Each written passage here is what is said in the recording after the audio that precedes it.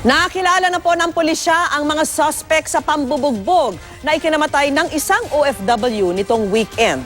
Malaking tulong ang mga bagong nakalap na CCTV video kung saan nakita ang pinagmulan ng away ng grupo ng mga suspect at ng biktima. Nakatutok si Cesar Apolinario.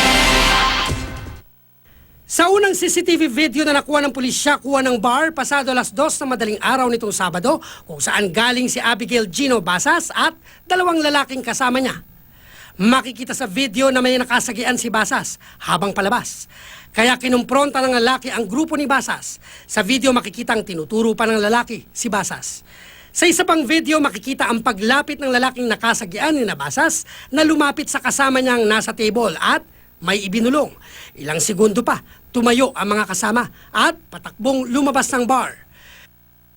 Sa isang CCTV video, nahagip ang pagtatagpo ng dalawang grupo, 100 metro ang layo sa bar.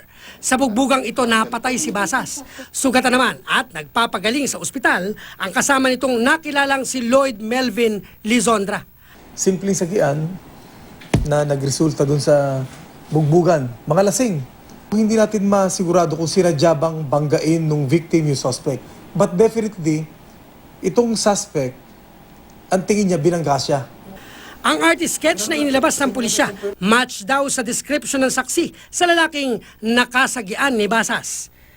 Kinilala itong si Fritz Mohamed, long hair at katamtaman ang pangangatawan. Nakakuha rin ng ilang litrato ang PNP kung saan nasa isang table ang suspect at mga kasamahan na sinasabing kasamang nambugbog.